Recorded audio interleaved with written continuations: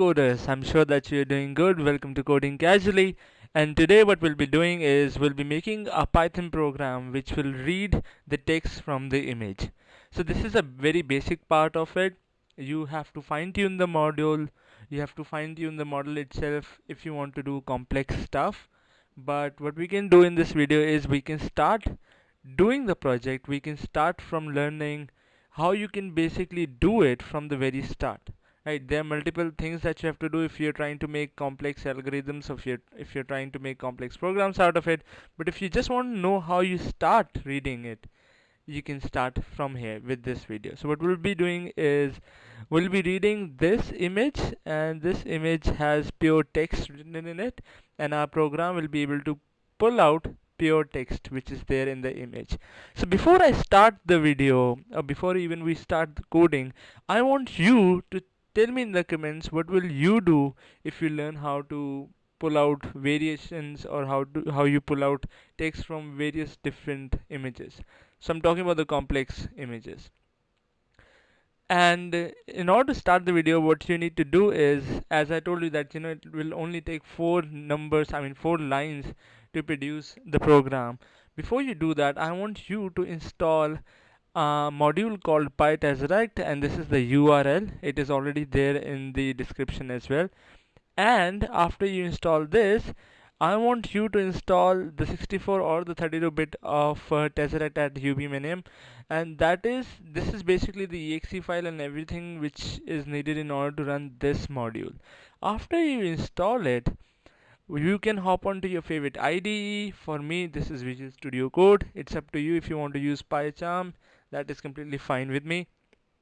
So now what we're gonna do is we'll start writing a code, we'll start making a file, and we'll save this file and write on the desktop itself. I'll produce a Python file called imrd, which is image read, and I'll start writing import. What we need to import PyTesseract, PYTESS, and then ERACT. After you and then the moment you write this, I want you to read what we have written, which is PYTESSERACT, and then we have to import a module called PIL, which is Python Image Library, and from PIL what we'll import is image. And the moment we do this, what we need to do is we have to copy this, which is PyTesseract. I don't want to write it again and again.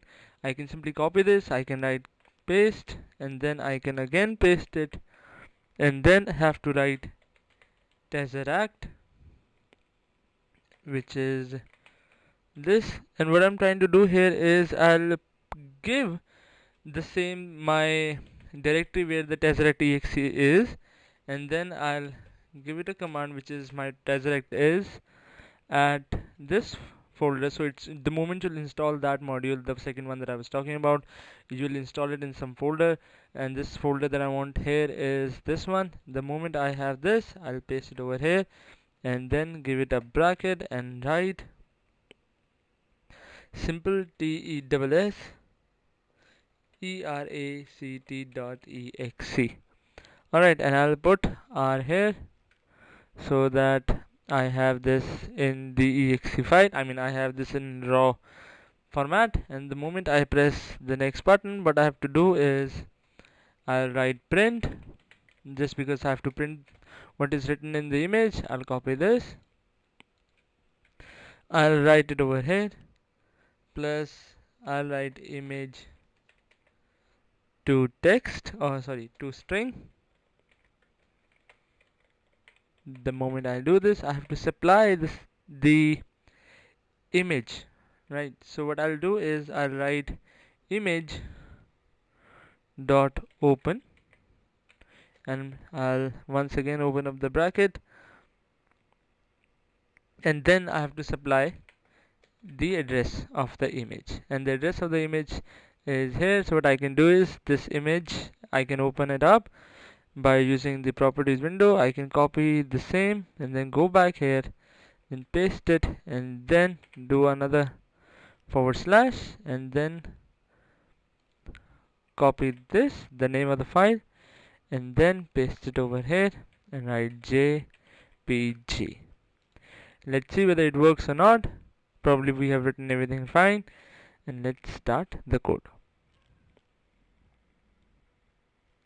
So as you can see that it has produced the text which was written in the image. This is a very basic model. As I've told you, you can fine tune it up, you can make your different module plus the model as well. This is the part 1. We'll be going forward with the part 2, part 3 and part 4 and part 5 as well, and we'll try to figure out some complex use cases where we need to use Pyte as a rec to pull out the text from the images. If you have liked the video, if you think this was resourceful, please press the like button and please do comment as well. If you can share the video, please share it, and please do subscribe to the channel. Thank you.